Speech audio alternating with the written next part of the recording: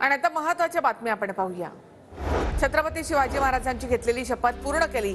मराठा आरक्षण विधेयक विधिमंडळामध्ये मंजूर झाल्यावर मुख्यमंत्र्यांची पहिली प्रतिक्रिया।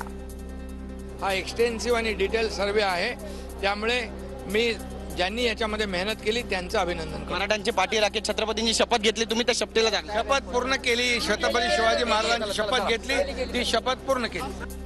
सगळे सोयरे अधिसूचनेवरील हरकतींची शहानिशा करून निर्णय घेतला जाईल। सगळे सोयऱ्यांच्या अधिसूचनेवरील हरकतींवर अजित पवारांची प्रतिक्रिया।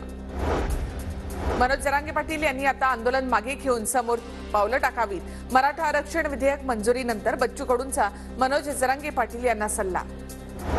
अबू आझमींनी मुस्लिम आरक्षणाचा अध्यादेश फाडला। विधान भवन परिसरात 2014च्या मुस्लिम आरक्षणाच्या अध्यादेशाची प्रत फाडली। मुस्लिम आरक्षणाच्या मुद्द्यावरून अबू आझमी आक्रमक। जो नोटिफिकेशन है, इस नोटिफिकेशन को रद्दी टोकरी में डाल देना चाहिए। जब इससे कोई फायदा नहीं है, जब कुछ इससे हो नहीं रहा है, तो मतलब क्या इसका होता है? सरकार ने बनाया था ये हमने नहीं बनाया था, लेकिन मुसलमानों का जो रिजर्वेशन है उस पर सरकार न तो चर्चा करने को तैयार है, न तो देने को तैयार है। मराठ्यांच्या 10% आरक्षणाच्या शिफारशीला आमचं समर्थन। ओबीसी आरक्षणाला धक्का लागला नाही। आरक्षणाच्या तरतुदीबद्दल बबनराव तायवाडेंकडून सरकारचं अभिनंदन।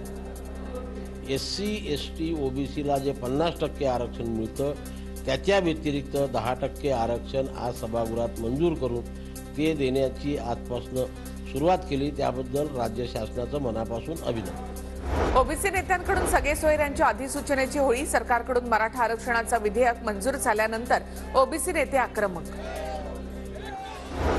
मंत्रिपदाची शपथ कधी घेणार? वैभव नाईकांचा संजय शिरसाट यांना सवाल। तर तू सोबत आल्यावर आमचा विस्तार होणार, शिरसाटांचं नाईकांना उत्तर। विधान भवन परिसरामधला हा व्हिडिओ व्हायरल।